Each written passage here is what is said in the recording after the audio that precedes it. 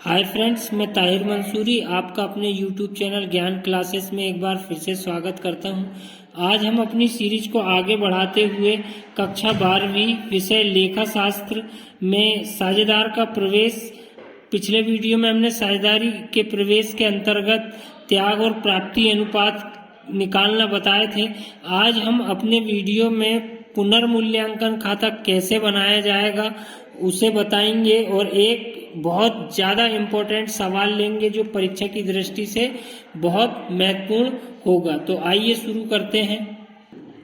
Practical क्रमांक 32, जो कि एक बार पिछले 2 साल पहले ही सवाल परीक्षा में आ चुका है। सयोपुर के एक कराहे और असलम एक फर्म में 3-2 के अनुपात में साझेदार है। 31 मार्च 2018 को उनका चिट्ठा निम्नानुसार, ये चिट्ठा दिया गया है, ये दायित्व दिए गए हैं। दायित्व के अंतर्गत लेनदार पूंजी दी गई है एक कराहे और असलम, और संपत्ति, भवन, मशीन, देनदार, आयोजन, विनियोग और रोकड़, ये हमें चिट्ठा दिया रहेगा। इसके नीचे जो है हमें एक समायोजन दिया जाता है जिसे हम पढ़ते हैं पहले।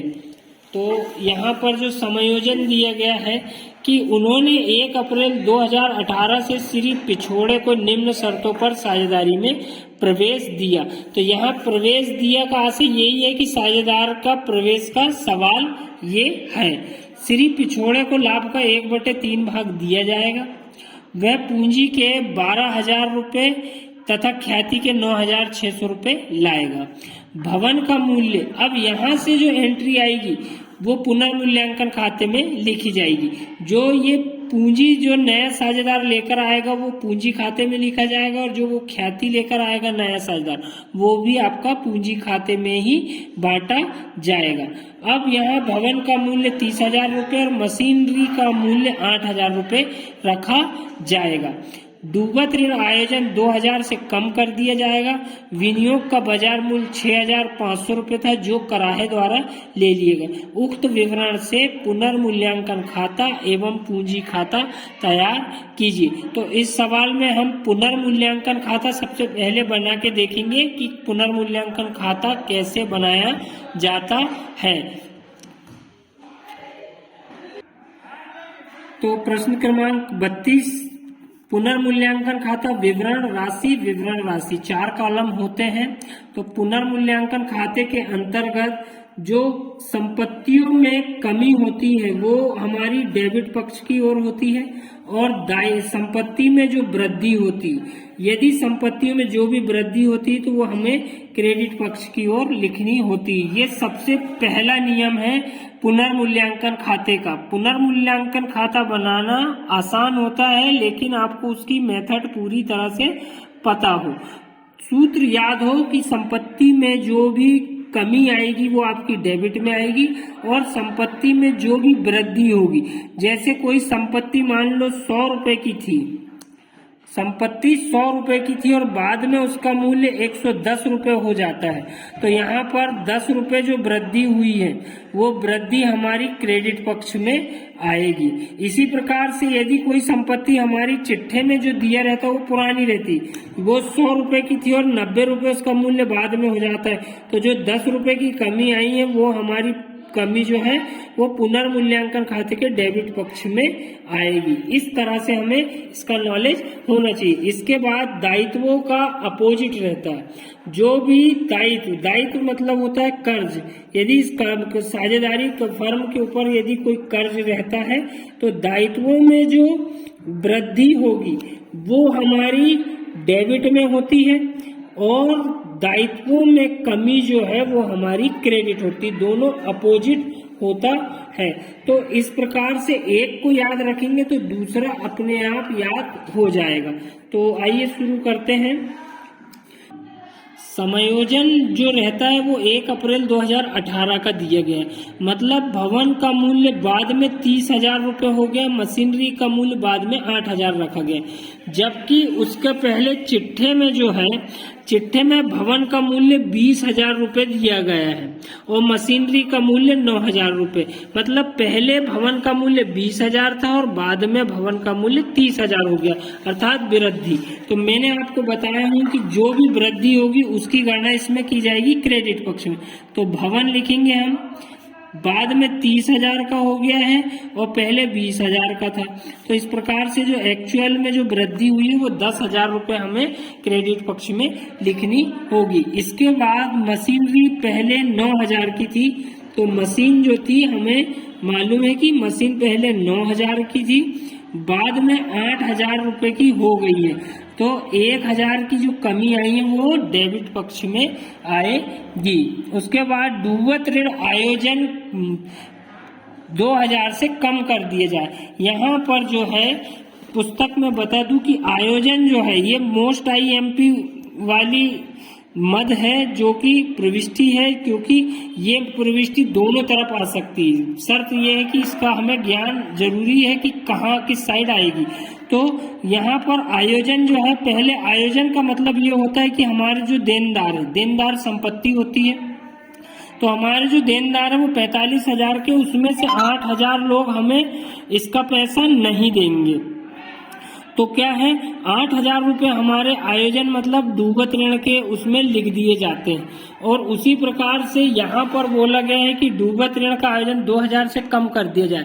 2,000 से कम कर दिया जाए का मतलब ये होता है कि डूबत ऋण जो पहले 8,000 डूब रहे थे, अब हमारे 6,000 डूबेंगे। तो 2,000 रुपये से कम कर दिया जाए तो डूबत ऋण आयोजन जो है कितने रुपए में वृद्धि हो रही है हमारी, 2,000 रुपये। तो ये हमारी इस पक्ष में आएगी। इसके बाद हमें अगला मालूम है कि विनियोग का बाजार मूल्य 6,500 था, जो एक कराहे ने ले लिया। कराहे एक साझेदार है, लेकिन विनियोग पहले कितने का था, 8,500 का था। 8,500 का विनियोग 6,500 में साझेदार ने ले लिया, तो कमी हो गई है विनियोग में। तो हम यहाँ पर विनियोग को कमी पक्ष में लिखेंगे। विनियोग 8,500 का पहले था, 6,500 में कराहे ने ले लिया था। 2,000 की जो कमी आई है वो हमारी डेबिट पक्ष में आएगी। इसके बाद इसकी कोई भी मद इसमें नहीं है, तो अब हम इसका टोटल लगाएंगे तो 10 और 2 12,000 इधर का योग आया है, और 2 और 1 3, 3,000 रुपये घटाने के बाद जो पुनर्मूल्यांकन से लाभ होगा, पुनर्मूल्यांकन से लाभ जो कि साझेदार के पूंजी खाते में हस्तांतरित होगा, साझेदार के पूंजी खाते में हस्तांतरित। तो यहाँ पर 12,000 में से 3,000 जाएगा, तो 9,000 रुपये जो लाभ हुआ है वो हम बांटेंगे। अब वो बांटेंगे कैसे, पुराने साझेदार को पुराने अनुपात में। तो पुराना अनुपात जो है एक कराहे का 3 है और असलम का 2 है। 3 और 2 5, 5 का भाग देकर 1 भाग की कीमत निकाली जाएगी। तो 18 पंचे होता है 90, अर्थात 1800 का 1 भाग। तो कराहे का जो भाग है वो 1800 गुणित 3 भाग है, और असलम का जो भाग है 1800 गुणित 2। तो 18 तिया होता है 54, 5,400 और 18 दूनी होता है 36, 3,600। इस प्रकार से इस पक्ष का योग भी 12,000 रुपये आ जाएगा। तो यहाँ पर उम्मीद करता हूँ आपको सवाल अच्छे से समझ में आ गया होगा। यदि समझ में ना आए तो आप हमें कमेंट करके बता सकते हैं। इसके बाद हम इसका पूंजी खाता भी आपको बता देते हैं कि किस प्रकार से ये इसका पूंजी खाता बनेगा। तो पूंजी खाते में सबसे पहले विवरण, कराहे, असलम और पिछोड़े, जितने साझेदार रहते हैं विवरण के साथ उतने कॉलम अलग से बनाए जाते हैं। जैसे कराहे एक साझेदार है, असलम है, और एक जो नया साझेदार आया वो पिछोड़े हैं। उसी प्रकार से विवरण, फिर कराहे, असलम और पिछोड़े, ये डेबिट पक्ष और ये क्रेडिट पक्ष। तो क्रेडिट पक्ष में हम सबसे पहले शेष लाया गया जो उनकी पूंजी लिखी गई है उसका वर्णन करते हैं कि यहाँ पर पूंजी जो है एक कराहे की चिट्ठे के अंदर देखेंगे 30,000 रुपये और असलम की 20,000, तो उसे हम लिखेंगे शेष लाया गया कराहे की 30,000 और असलम की 20,000 और पिछोड़े की डैश मारेंगे। उसके बाद रोकड़ खाते से जो नया साझेदार ने रोकड़ पूंजी के रूप में लाया है उसे हम रोकड़ खाते से लिखते हैं कि वह पूंजी के रूप में 12,000 रुपये लाया है और ख्याति के 9,600। तो 12,000 की जो एंट्री आई वो रोकड़ खाते से पिछोड़े के कॉलम में डालेंगे और लिख देंगे 12,000 रुपये।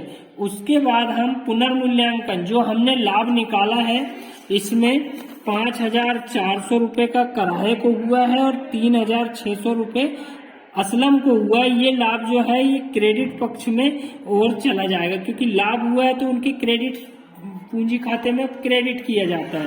तो यहाँ पर जो है पुनर्मूल्यांकन खाते से 5,400 कराहे को मिला है और असलम को 3,600 रुपये लाभ मिला है। पिछोड़े को नहीं मिला क्योंकि वह नया साझेदार है। उसके बाद जो ख्याति रहेगी, ख्याति बहुत इंपॉर्टेंट है। जो नया साझेदार ख्याति लेकर आता है वो पुराने साझेदारों को पुराने अनुपात में दी जाती है। अर्थात ख्याति के जो 9,600 रुपये नए साझेदार ने लेकर आया है वो पुराने साझेदार को उनके पुराने अनुपात में अर्थात 3:2 के भाग में बांटी जाएगी।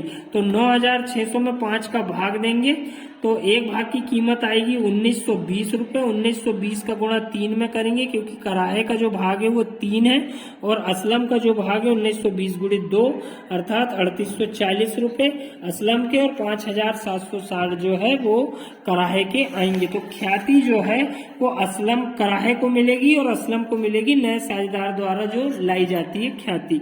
उसके बाद एक एंट्री और रहेगी कि विनियोग, जो कि हमने शुरू में ही आपको प्रश्न में पढ़ा दिया था कि विनियोग जो है 6,500 रुपये में दिए गए हैं, कराहे द्वारा लिए गए हैं।